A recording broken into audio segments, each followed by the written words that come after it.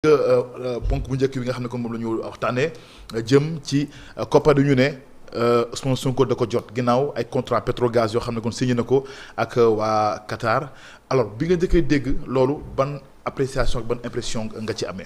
Bon, il y a d'abord deux lectures yoo xam ne il faut les faire ndaxte entre député bi ba muy wax ak lu coow li bi commencé il s'est presque passé 10 jours donc loolu ngay njëkk a constaté. Pourquoi il s'est presque passé 10 jours? De deux choses l'une, ou bien c'est une information qui a été noyée dans le flot d'informations yu fi jot a jàll ba kenn bàyyiwu ci xel, ou bien les gens ont sciemment fait de ne pas traiter l'information. Léegi nag ndaxte mbir mi du ministre du pétrole et des énergies. Oui, absolument. Maintenant, moi, je pense que c'est l'info qui est parue le plus important.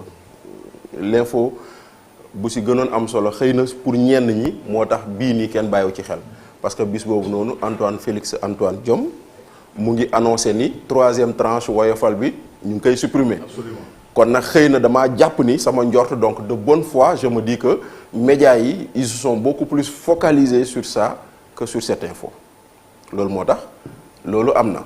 C'était ñu xëy Antoine Diome annonce la suppression de la 3e tranche et tout waaw.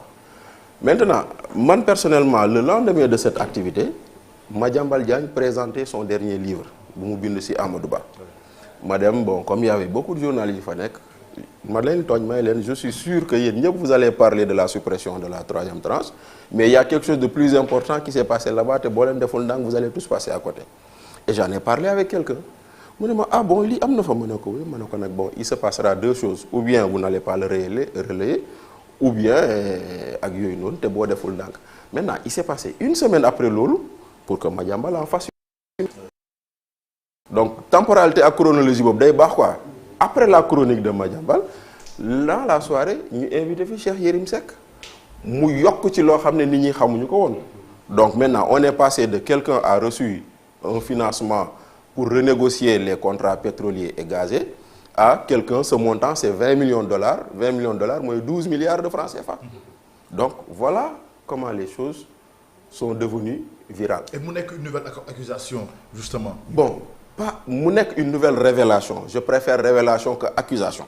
Maintenant, après, xam nga da ngay delluwaat ci l'homme Ousmane Sonko. Yàgg nañ di wax ay mbir ci ñoom. On avait parlé ici de l'affaire Tullow Oil. On s'est rendu compte que wala bokk après pour dire que finalement c'était pas ça. Mais am na yeneen affaire ndaxte lu taxoon man j'avais dit et j'avais fait le pari avec le journaliste avec lequel je parlais je lui dis saay le canard enchaîné wax na fii ça ne vous a pas ému kon lii tam ça va passer inaperçu parce que yenn journalistes yi. vous avez traitement bi bett la quoi. moom le fait que non xam nga journalistes yi aujourd'hui ils ont deux méthodes avec Ousmane Sonko soit c'est la peur. Soit c'est un parti pris ñaar yooyu moo sonal journaliste yi te grand bi xam na lu may wax yàgg naa di ko wax ni bokk na si lu feebar réew mi le comportement des médias parce que des fois on ne pose pas les vrais débats et quand on les pose mal. On ne les pose pas pour trouver des solutions mais on les pose dans l'œil accusateur d'être dans une position inquisitrice du genre Modou Mbacké jël na wala alors que la question c'est une question importante tellement importante que am na pour man lieu de poser. Parce que, pourquoi je le dis? Le 7 juin, le Canard enchaîné fait un article ici, dans lequel il dit des choses extrêmement graves, mais les gens se sont tus. Il n'y a même pas de reprise. Et pourtant, les mêmes médias qui n'ont pas repris le Canard enchaîné, c'est les mêmes médias qui ont repris, par exemple, un autre journal quand on a dit que Terre bi moomuñu ko.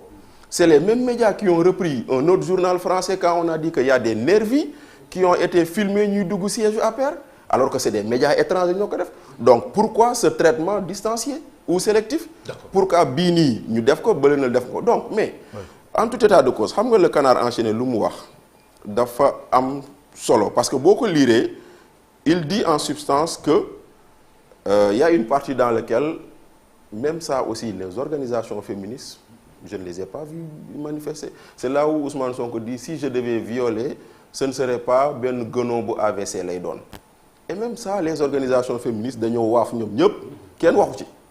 C'est dans le même article, il est dit que voilà, L'opposant qui se réclame d'un islamisme, de l'islam mouride est également partisan de la peine de mort et de la criminalisation de l'homosexualité.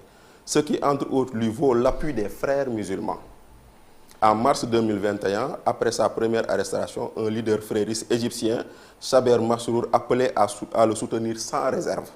Après, ils ouvrent les guillemets, il dit « L'argent du Qatar, principal bailleur des frères musulmans, inonde le Sénégal pour convaincre les mourides de soutenir Ousmane Sonko. » ba mu ñëwee fii c'est passé comme ça kenn waxu si mu mel nii loo xam ne lii nii on a voulu se boucher les oreilles se boucher le nez de ne pas en parler donc moo tax bii ba mu ñëwee j'ai bien aimé par exemple la position de Madiambal qui dit voilà un autre scandale qui risque de passer sous silence parce que médias yi waxuñu si organisation de défense des droits de l'homme ou qui gère ou qui lutte contre la transparence ñoom ñëpp dañ si nopp maintenant nag questionnement yooyu yëpp nag lañ tegu fii nii parce que bu leen fàtte ni Moutbane en 2022 septembre taxaw na fi wax d'un financement malaisien de 5 milliards kenn démentirul kenn gisul plainte kon nag bii tam bu ñëwee kenn dégguñu ko wax mais maintenant bii lu ma siy xaar te loo xam ne j'espère que les médias vont nous édifier le député en faisant cette annonce il a dit que waa ji bind na président de la République pour demander la protection mais quel est le journal ou quel est le média qui a essayé de prendre la version de la présidence pour xam ndax la lettre existe ou les avocats donc il y a énormément de choses à dire autour de cette affaire finalement. D'accord. Oui alors Badou ban appréciation ci nouvelle accusation yi ou supposée accusation ci kaw Ousmane Sonko.